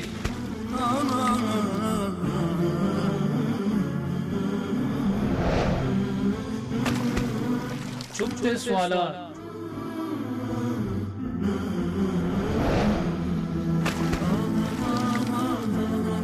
دل نشین جوابات,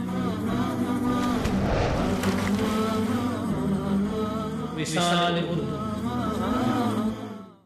اے باد صبا, اے صبا اے صبا باد صبا باد صبا اے صبا اے صبا باد صبا اے باد صبا مجھ کو اب سوئے حرم لے چل اے باد صبا مجھ کو اب سوئے حرم لے چل فرقت میں ہے آقا کی آنکھیں میری نم لے چل فرقت میں ہے آقا کی آنکھیں میری نم لے چل اے باد صبا اے صبا سوئے صبا باد صبا باد صبا اے صبا سوئے صبا باد صبا دیدار نبی کا یہ مشتاق ہے دیوانہ دیدار نبی کا یہ مشتاق ہے دیوانہ اس بے کس واسی پر ہو جائے کرم لے چل اس بے کس واسی پر ہو جائے کرم لے چل فرقت میں ہے آقا کی آنکھیں میری نم لے چل فرقت میں ہے آقا کی آنکھیں میری نم لے چل اے باد صبا اے صبا اے صبا باد صبا باد صبا اے صبا اے صبا باد صبا جس عرض مقدس پر انوار کی بارش ہے جس عرض مقدس پر انوار کی بارش ہے بہتا ہے جہاں ہر دم دریائے کرم لے چل بہتا ہے جہاں ہر دم دریائے کرم لے چل فرقت میں ہے آقا کی آنکھیں میری نم لے چل فرقت میں ہے آقا کی آنکھیں میری نم لے چل اے باد صبا اے صبا اے صبا باد صبا باد صبا اے صبا اے صبا باد صبا اے باد صبا مجھ کو آقا کے نگر پہنچا اے باد صبا مجھ کو آقا کے نگر پہنچا وہ رحمت عالم ہے رکھ لیں گے بھرم لے چل وہ رحمت عالم ہے رکھ لیں گے بھرم لے چل فرقت میں ہے آقا کی آنکھیں میری نم لے چل فرقت میں ہے آقا کی آنکھیں میری نم لے چل اے باد صبا اے صبا اے صبا باد صبا باد صبا اے صبا اے صبا باد صبا آنکھوں میں بسا لیں گے اس خاک کے ذرے کو آنکھوں میں بسا لیں گے اس خاک کے ذرے کو جس خاک نے چومے ہیں آقا کے قدم لے چل جس خاک نے چومے ہیں آقا کے قدم لے چل فرقت میں ہے آقا کی آنکھیں میری نم لے چل فرقت میں ہے آقا کی آنکھیں میری نم لے چل اے باد صبا مجھ کو اب سوئے حرم لے چل اے باد صبا مجھ کو اب سوئے حرم لے چل اے باد صبا اے صبا سوئے صبا باد صبا باد صبا اے صبا سوئے صبا باد صبا باد صبا اے باد صبا اے صبا اے صبا باد صبا باد صبا اے صبا اے صبا باد صبا ناظرین کی پرزور فرمائش پر وصال اردو اب ایشیا سیٹ 7 پر فریکوینسی 3760 ہاریزونٹل سمبل ریٹ 26000 دیکھیے ہر منگل جمعرات ہفتے اور اتوار کی رات 8 بجے لائیو پروگرام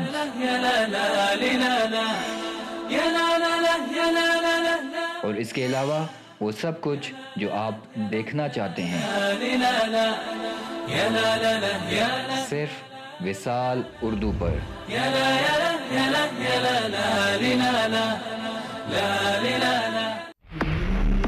دین کی خدمت ہمارا عزم، ہمارا فرض. سچ سامنے لانا ہمارا مقصد، ہمارا جذبہ.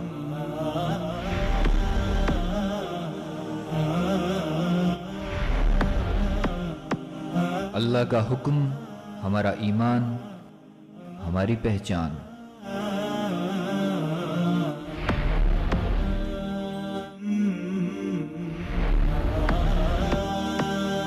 نبی کی سنت ہماری رہنمائی، ہماری سچائی. وصال اردو، سچ کا چہرہ.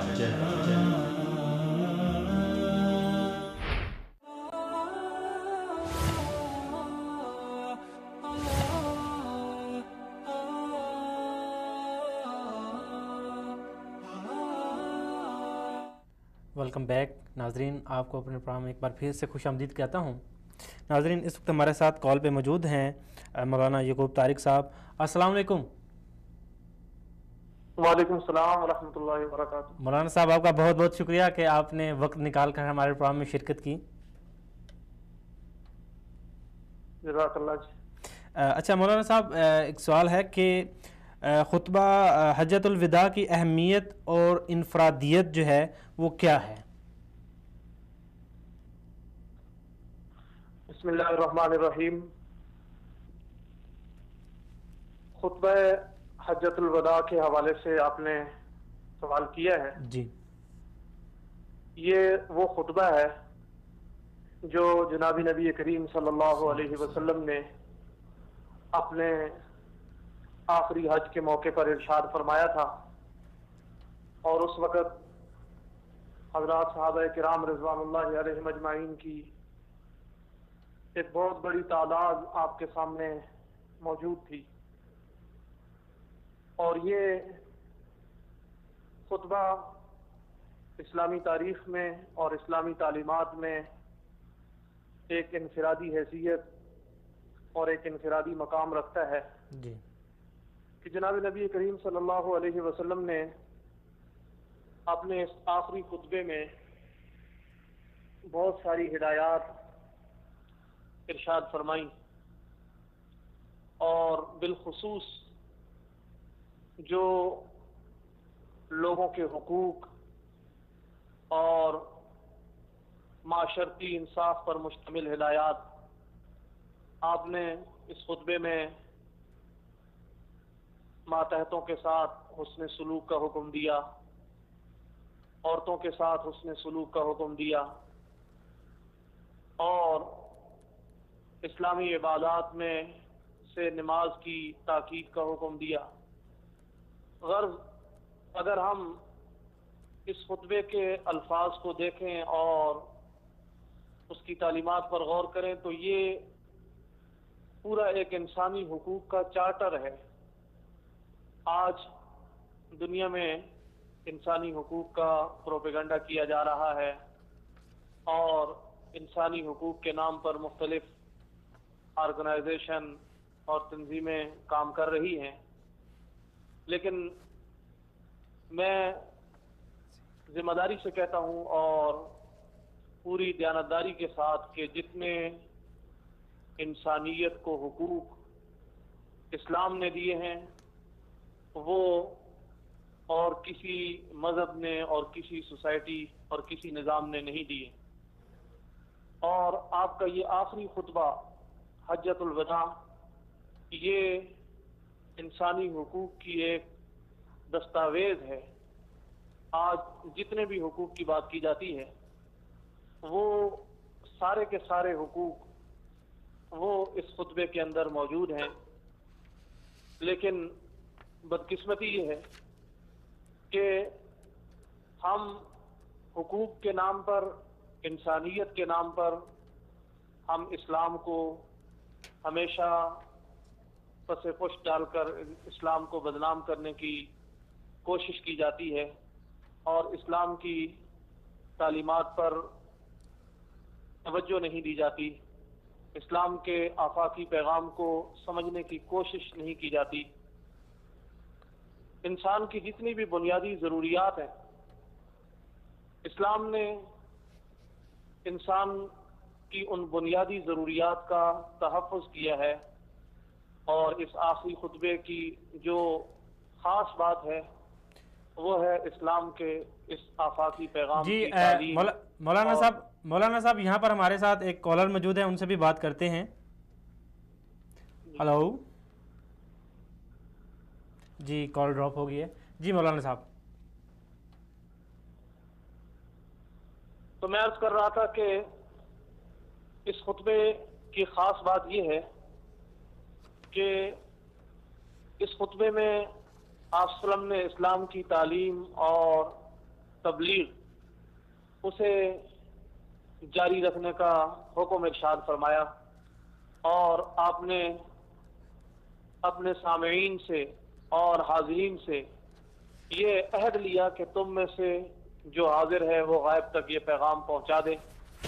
اس لیے ہر مسلمان وہ اسلام کا داعی اور اسلام کا مبلغ ہے، اور ظاہر ہے کہ یہ دعوت اور تبلیغ کا کام اس وقت تک نہیں ہو سکتا جب تک کہ خود مسلمان دین کی پوری تعلیمات سے اور اسلام کی روح سے کما حق واقف نہ ہو۔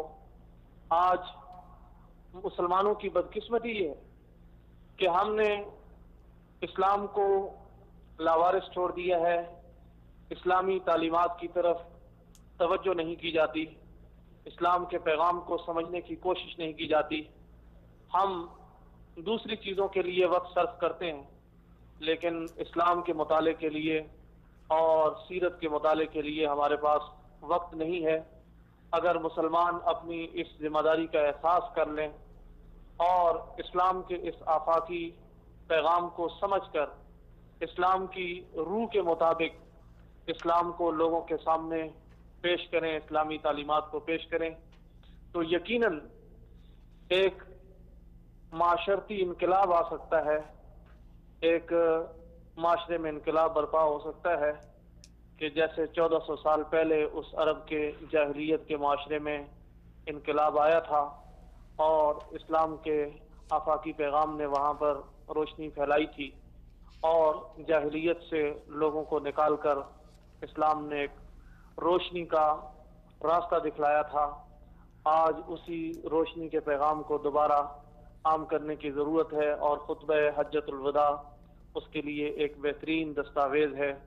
ہمیں اسے عام کرنا چاہیے اور اس پیغام کو لوگوں تک پہنچانے کی کوشش کرنی چاہیے۔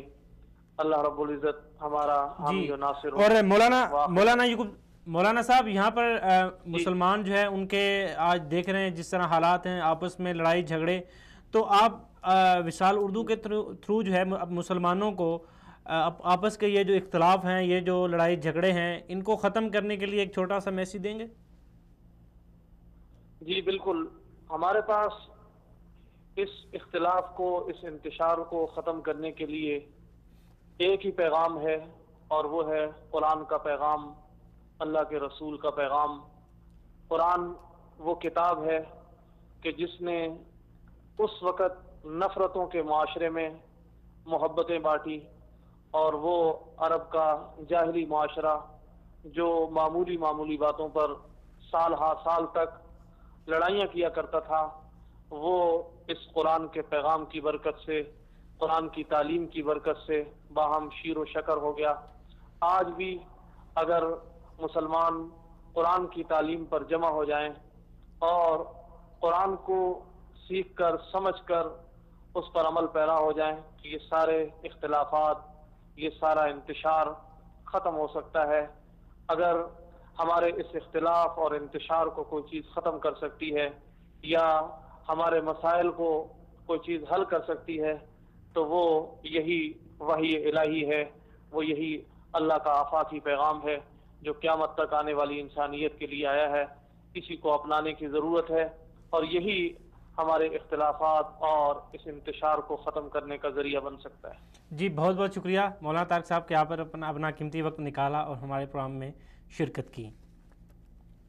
جی مولانا صاحب، جیسا کہ بھی خطبہ حجۃ الوداع کے حوالے سے بات ہو رہی تھی، تو اس میں جو بھی مولانا صاحب نے ایک جو ذکر کیا ہے، بڑے خوبصورت انداز میں انہوں نے ذکر کیا ہے، اور آپ بھی ہم چاہیں گے کہ آپ سے بھی ہم تھوڑا سا اس کا خلاصہ جو ہے وہ سنیں۔ مولانا صاحب نے بہت اچھی باتیں کی ہیں اور بڑے ہی خوبصورت انداز سے بیان کیا ہے۔ تو انہوں نے جو بات کی ہے کہ یہ انسانی حقوق کا چارٹر ہے، بالکل، تو یہ بڑی اہمیت کی عمل بات ہے، کہ گویا کہ خلاصہ تھا۔ تو اس میں یہ ہے کہ حقوق دو قسم کے ہیں، حقوق اللہ، حقوق العباد۔ تو اللہ کے نبی صلی اللہ علیہ وسلم نے دونوں کو بیان کیا ہے۔ حقوق اللہ، نماز، تقوی کا حکم دیا، توحید کو بیان کیا، یہ اللہ رب العالمین کا حق تھا۔ اور حقوق اللہ کو بھی اللہ کے نبی صلی اللہ علیہ وسلم نے اسی خطبے کے اندر بیان کیا، عورتوں کے اوپر ظلم نہیں کرنا، اپنے لونڈیوں کے اوپر ظلم نہیں کرنا، فرمایا کہ انسانی حرمت کا خیال رکھنا ہے، خون خرابہ نہیں کرنا۔ تو اس سے یعنی کہ حقوق اللہ، حقوق العباد کو بھی اللہ کے نبی صلی اللہ علیہ وسلم نے بیان کیا کہ دونوں کو، یہ نہیں کہ تم اللہ کے حق کو نافذ کرتے چلے جاؤ، اللہ کے حق کے اوپر جو ہے تو آپ کا بہت زور ہو لیکن حقوق العباد کو چھوڑ دو، ایسا نہیں، بلکہ دونوں کو اللہ کے نبی صلی اللہ علیہ وسلم نے بیان کیا۔ اس کے بعد جو دوسری جو چیز ہے وہ یہ ہے کہ اللہ کے نبی صلی اللہ علیہ وسلم نے یہاں پر سود کو بھی حرام قرار دیا، اور یہاں سے جو چیز ہمیں سیکھنی چاہیے وہ یہ ہے کہ دین اسلام کے اندر تدریج ہے اور تربیت ہے۔ بالکل، دیکھیں کہ دین اسلام نبی صلی اللہ علیہ وسلم نے یعنی کہ مدینہ میں جب آئے ہیں تو مدینہ کے اوپر پورا ہولڈ تھا۔ 8 ہجری کو فتح مکہ ہو گیا، گویا کہ پورے عرب کے اوپر جو سب سے بڑے تھے وہ انہی کے ساتھ اختلافات تھے، ٹھیک ہے، جنگ حنین بھی ہو گئی، بڑے بڑے قبائل ختم ہو گئے، تو گویا کہ اللہ کے نبی صلی اللہ علیہ وسلم ہر چیز کو نافذ کر سکتے تھے، لیکن سود چونکہ عرب کی گھٹی کے اندر داخل تھا تو اللہ کے نبی صلی اللہ علیہ وسلم نے اس کو فوراً ہی پہلی ہجری میں، دوسری، تیسری، چوتھی، پانچویں فتح مکہ کے فوراً بعد نہیں، تدریجاً لوگوں کا پہلے ذہن بنایا، ان کی تربیت کی ہے، ان کو بتلایا ہے کہ یہ حرام ہے۔ اس کے بعد حجۃ الوداع کے موقع پر اب فرمایا کہ یہ سود حرام ہے، اور سب سے پہلے اپنے سب سے جو قریبی رشتہ دار تھے ان کا کہا کہ اس کا سود جو ہے وہ میں معاف کرتا ہوں، جن سے بھی انہوں نے سود لینا ہے وہ نہیں لیں گے، ان کا سود معاف ہے۔ تو ایک تو اپنے نفس سے، اپنے رشتہ داروں سے شروع کیا ہے، اور دوسرا اس کو تدریجاً صحابہ اکرام کی تربیت کر کے اس کو نافذ کیا ہے۔ تو گویا کہ اسلام کے اندر یہ نہیں ہے کہ فوراً ہم کسی حکم کو نافذ کر دیں، لوگوں کا پہلے ذہن بنائیں، اس کے بعد جو ہے اس چیز کو ہم نافذ کریں۔ یہ چیز بڑی ضروری ہے، بہت ضروری ہے، بہت ضروری ہے۔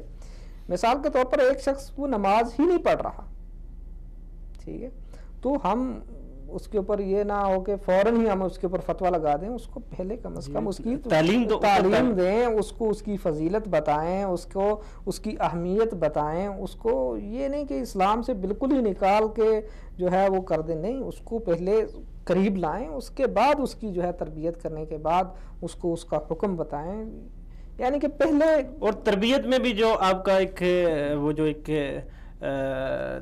طریقہ کار ہے وہ بھی نرم مزاجی والا بتائیں کہ نرم مزاج میں اس کو بتائیں، بالکل حکمت کے ساتھ۔ یہ تو ہمیں اللہ رب العالمین نے حکم دیا ہے کہ ہم کسی کو بھی تبلیغ کریں، اس کو دعوت دیں، وہ اچھے کام کی دعوت ہو، توحید کی دعوت ہو، کسی برائی سے روکنے کی دعوت ہو، تو اس کو حکمت کے ساتھ، دانائی کے ساتھ ادا کریں۔ اور موسیٰ علیہ السلام کو جب اللہ رب العالمین نے، اور ہارون علیہ السلام، ان کو جب فرعون کی طرف بھیجا ہے دعوت دینے کے لیے، اور وہ فرعون جو کہتا تھا انا ربکم الاعلیٰ، میں ہی سب سے بڑا رب ہوں، اس سے بڑی بغاوت کیا ہو سکتی ہے، تو ان کو بھی حکم دیا کہ اس کے ساتھ بات کرنی ہے، بات صحیح کرنی ہے، دو ٹوک کرنی ہے، لیکن نرم لہجے میں کرنی ہے۔ تو یہ تو دین اسلام نے ہمیں حکم دیا ہے، قرآن کی یہ تربیت، یہ حکم ہے، تعلیم ہے، اور اللہ کے نبی صلی اللہ علیہ وسلم کی پوری زندگی اس کے اوپر شاہد ہے کہ ہمیں حکم یہ دیا گیا ہے کہ ہم نرم لہجے کے ساتھ، حکمت کے ساتھ، دانائی کے ساتھ دین اسلام کی دعوت دیں، دین اسلام کے احکامات کو بیان کریں۔ جی بالکل، یہاں پر ہمارے ساتھ عبد الخالق ہمدرد صاحب ہیں۔ ہیلو، السلام علیکم۔ وعلیکم السلام ورحمۃ اللہ۔ جی وہ پہلے ٹیکنیکل وجوہات پر کال ڈراپ ہوگی، اور اس وقت سوال جو تھا آپ سے کہ حج کے بعد ایک حاجی کی زندگی میں جو ہے وہ کیا ایک تبدیلی رونما ہو سکتی ہے اور کیا ہونی چاہیے؟ نحمد و صلی علی رسول الکریم، اما بعد، یہ سوال بہت اہم ہے اور اس پہ غور کرنے کی ضرورت ہے کہ ایک آدمی دنیا کے کسی کونے سے حج کی نیت سے جاتا ہے اور وہ حج کرتا ہے، پھر وہاں سے وہ واپس آتا ہے، تو ایسے میں یعنی اس کی زندگی میں اتنا ایک ایسا سفر جو کسی زمانے میں زندگی کا سفر ہوتا تھا کہ آدمی چلا جائے وہاں سے پھر واپس بھی آ سکتا ہے یا نہیں، یہاں تک کی صورتحال ہوتی تھی۔ ہمارے زمانے میں اگرچہ اس میں آسانیاں بہت ہو گئی ہیں، حد سے آسانیاں ہو گئی ہیں کہ پہلے ایک آدمی 40 دن میں مکہ پہنچتا تھا، اس سے پہلے کوئی آدمی 6 مہینے میں پہنچتا تھا۔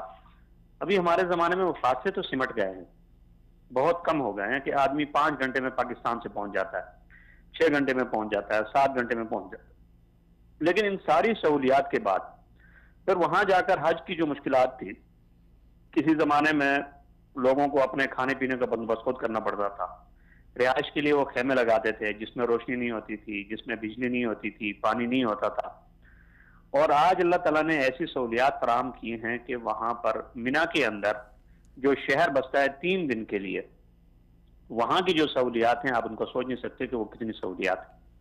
لیکن اس سب کے باوجود جو حج کا سفر ہے بنیادی طور پہ یہ ایک عشق کا سفر ہے، قربانی کا سفر ہے، اور یہ اپنے جذبات، اپنے جو ہے نا اپنے مال اور اپنی جان اور اس کے ساتھ ساتھ اپنے جو ہے نا وہ سوچ کو قربان کرنے کا سفر ہے۔ یہ ساری بنیادی جو حج کا فلسفہ ہے وہ ہمیں یہ سکھاتا ہے۔ آپ دیکھیے کہ حضرت ابراہیم علیہ السلام کو حکم دیا گیا کہ اپنے بیٹے کو قربان کریں، اس بیٹے کی قربانی کی جگہ آج اللہ تعالیٰ نے ہمیں جانور کی قربانی ہمارے لیے قابل قبول ہے۔ اسی طرح سے 3 جگہ حضرت ابراہیم علیہ السلام نے اس بہکانے والے شیطان کو کنکریاں ماری، اس کی علامت کے طور پر آج تک وہ کنکریاں 3 جگہ مارنی ضروری ہے۔ پھر اس کے بعد آپ باقی جو ارکان ہیں ان کو دیکھ لیں کہ کس والہانہ انداز کے ساتھ آدمی واپس آتا ہے، حج کرتا ہے، وہاں پہ طواف کرتا ہے، اور یہ ساری چیزیں جو ہے نا ایک والہانہ انداز میں ہے، ایک عشق کے انداز میں ہے، اور ایک محبت کے انداز میں ہے کہ جہاں پہ دنیا کی کوئی غرض، کوئی خاطر، کوئی اور ایسی چیز نہیں ہے۔ اور اس میں آپ تھوڑا سا یہ بھی دیکھ لیں کہ مکہ مکرمہ اللہ تعالیٰ اس کے جو ہے نا وہ برکت، اس میں مزید برکت عطا فرمائے، ایسا شہر ہے کہ جہاں پہ اللہ تعالیٰ نے دنیا کی کوئی اور ایسی چیز نہیں رکھی جس کے لیے کوئی آدمی وہاں جائے۔ وہاں پہ کوئی باغات نہیں ہے، وہاں پہ کوئی دریا نہیں ہے، وہاں پہ کوئی سمندر نہیں ہے، وہاں پہ کوئی جو ہے نا سرسبز و شاداب قسم کے پہاڑ نہیں ہے، جلے ہوئے پہاڑ ہیں، اور جو ہے نا ریتلی زمین ہے، انتہائی شدید گرمی ہے۔ اس سب کے باوجود اگر ایک آدمی کو حج کے لیے جانا ہے تو اس کا بنیادی مقصد یہی ہے کہ گویا صرف اور صرف وہ حج کے لیے وہاں جائے، اس کے علاوہ اور کوئی چیز نہیں۔ جی چونکہ ابھی ہماری عبد الخالق صاحب، چونکہ ہمارے پروگرام کا جو ٹائم ہے وہ بالکل مختصر سا رہ گیا ہے، تو ایک حاجی جب حج سے واپس آتا ہے، ظاہری بات ہے کہ بڑی سعادت کی بات ہے کہ وہ اپنا جو ایک حج ہے اس کو ایک بالکل اچھے طریقے سے جو ہے وہ سر انجام دیتا ہے، لیکن واپس آنے کے بعد جو ہے اس کے جی چونکہ ابھی ہمارا ٹائم شارٹ ہے، کیونکہ جی بالکل صحیح ہے، میں اس کی طرف آ رہا ہوں۔ جی اب حج کرنے کے بعد، اب حج کے دوران آپ دیکھیں کہ حج کا جو لباس ہے، حج جو ہے وہ ایک یعنی مالدار مسلمان کے اوپر فرض ہے، لیکن جو حج کا لباس ہے وہ اتنا عجیب ہے کہ وہ اس کو قبر کی زندگی کی یاد دلانے کے لیے کافی ہے کہ امیر ترین آدمی ہے لیکن اس نے ایسا لباس پہننا ہے کہ جس لباس کے اندر کوئی جیب نہیں ہے، جس کے اندر جو نا کوئی سلائی نہیں ہے، 2 کپڑے اس نے ایک اوپر اوڑھنا ہے اور ایک کی تیمن باندھنی ہے۔ پہلی بات تو یہ ہے، اس لباس کے ذریعے سے اللہ تعالیٰ اس کو دنیا سے بے رغبت کرنا چاہتا ہے اور دکھانا چاہتا ہے کہ دیکھو یہ کل کو تمہارا لباس ہوگا، اس کی تم تیاری کرو، یہ پہلی بات۔ اور دوسری بات مساوات کا درس ہے، حج مساوات کا درس ہے کہ جو لوگ جو ہے نا وہ ہزاروں روپے کے جوڑا پہن سکتے ہیں، جو لوگ جو ہے نا وہ بالکل سادہ کپڑے پہن سکتے ہیں، لیکن جب وہ حج کے لیے نکلتے ہیں سب کا لباس یکساں ہے. اور یہ بتانے کے لیے کافی ہے کہ دیکھو یہ جو ہے نا مساوات جو تمہارے لیے اس میں جو ہے نا یہاں پر اس میدان میں جو تمہارے پاس یہ مساوات ہے، یہ مساوات تمہاری زندگی میں ہونی چاہیے. یہ دوسرا سبق ہے. جی. اور اس کے ساتھ ایک چیز دیکھی جائے تو ابھی ہمارے جو آپس میں مسلمانوں کے آپس میں جو اختلاف ہیں، یہ جو نفرتیں ہیں، یہ جو لڑائی جھگڑے ہیں، تو اس سب سارے عمل میں کیا جب ہم ایک دفعہ حج کر کے آتے ہیں، گویا کہ جس طرح آپ نے ابھی جنم لیا ہے، تو اس کے بعد بھی آ کر جو ہے اگر ہم وہ لڑائی جھگڑے اور یہ چیزیں ان کو نہ چھوڑیں تو یہ تو ایک یہ بنیادی طور پہ اس لڑائی جھگڑے کو جو ہے نا وہ پہلے یہاں سے دیکھنا چاہیے کہ آپ جب حج کے لیے پہنچتے ہیں، طواف جب آپ شروع کرتے ہیں، کیا طواف میں کوئی فرق ہے کہ یہ جو ہے نا کس فرقے کا آدمی ہے، یہ اہل حدیث ہے، یہ دیوبندی ہے، یہ بریلوی ہے، یہ فلاں یہ فلاں، کوئی نام ہے وہاں پر؟ کوئی نام نہیں ہے. سارے جو ہے نا ایک جگہ طواف کر رہے ہیں. پھر وہاں سے جب آپ مینا کی طرف جا رہے ہیں تو کس کے جھنڈے کے تلے جا رہے ہیں کہ جی مینا کی طرف جا رہے ہیں حاجی، اور جو ہے نا یہ فلاں ہے فلاں ہے فلاں ہے، کوئی فرق نہیں. عرفات میں آپ ایک میدان میں کھڑے ہیں، وہاں پہ کوئی فرق نہیں ہے. اچھا، ہر جگہ جو ہے نا سب جگہ آپ ایک امام کے پیچھے نماز پڑھتے ہیں، ایک ہی صف میں آپ کے ساتھ کھڑے ہوتے ہیں. کسی رنگ کا، نسل کا، زبان کا، علاقے کا، ملک کا، کسی قسم کا کوئی فرق نہیں ہے. کسی مذہب کا اور کسی مسلک کا کوئی فرق نہیں ہے. یہ ایک بنیادی حج جو ہے وہ ان سب مسلمانوں کو ایک پلیٹ فارم پر یکجا کرنے کا نام ہے کہ جہاں پر سارے فرق مٹ جاتے ہیں اور وہ صرف جو ہے نا وہ ایک مسلمان کے طور پہ کھڑا ہوتا ہے. یہ بہت بڑا سبق ہے، بہت بڑا سبق. جی عبدالخالق صاحب، آپ کا بہت بہت شکریہ کہ آپ نے اپنا قیمتی وقت نکالا اور ہمارے پروگرام میں شرکت کی اور بڑی اچھی اچھی باتیں ہمارے ساتھ جو ہے وہ شیئر کی ہیں. جی چونکہ ہمارے پروگرام کا ٹائم بالکل شارٹ رہ گیا ہے تو میں چاہوں گا کہ آپ ہمارے ناظرین کے لیے ایک مختصر سی جو ایک میسیج وصال اردو کی طرف سے کہ آپ جو ہے آپ اس میں یہ جو لڑائی جھگڑے، یہ جو اختلاف، اس چیز کو ختم کرنے کے لیے. دیکھیے، حج جو ہمیں سبق دے رہا ہے اس کو سیکھنے کی ضرورت ہے. بالکل. حج کے ایک ایک عمل سے، مثلا جس طرح کے مولانا صاحب نے باتیں کی ہیں جی کہ حج ہمیں مساوات کا درس دیتا ہے، ہمیں اتحاد کا درس دیتا ہے، تو ان چیزوں کو اگر ہم دیکھیں تو ہمیں ایک ہو جانا چاہیے. ہم کس کے طریقے پہ عمل کر رہے ہیں حج میں؟ ہم کیا دیکھ رہے ہیں؟ کوئی ایسا ہے کوئی بھی حج کرنے والا جو یہ کہتا ہے کہ میں فلاں اپنے مفتی کے کہنے پہ یا فلاں مفتی نے جس طرح حج کیا اس طرح کرنا ہے؟ ایسا نہیں کوئی بھی کہتا. سب یہ کہتے ہیں کہ جس طرح اللہ کے نبی صلی اللہ علیہ وسلم نے حج کیا ہے میں اس طرح کروں. بالکل ٹھیک ہے. تو یہ جو چیز ہے ہماری پوری زندگی میں آ جانی چاہیے کہ ہم ایک ایک عمل میں دیکھیں کہ اللہ کے نبی صلی اللہ علیہ وسلم نے کیا کیا، انہوں نے کس طرح اس فریضے کو ادا کیا، انہوں نے نماز کس طرح ادا کی، کس وقت ادا کی، کیسے کی. اسی طرح نبی صلی اللہ علیہ وسلم کس طرح دن و رات گزارا کرتے تھے. یہ ساری چیزیں ہمیں سیکھنی چاہیے. جی بالکل انشاءاللہ.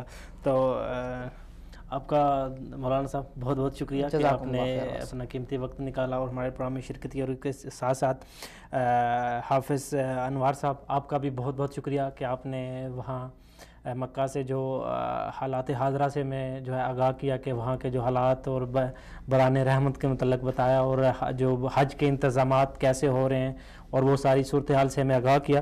اور اس کے ساتھ عبدالخالق ہمدرد صاحب، آپ کا بھی بہت بہت شکریہ کہ آپ نے اپنا قیمتی وقت نکالا. اور ڈاکٹر عثمان رفیق صاحب، آپ کا بھی بہت بہت شکریہ. مولانا یعقوب طارق صاحب، آپ کا بھی بہت بہت شکریہ. ناظرین، جیسا کہ اسلام کا کوئی بھی رکن جو ہے اس کو آپ دیکھ لیں، اس میں آپ کو ایک ہی چیز ملے گی، مساوات.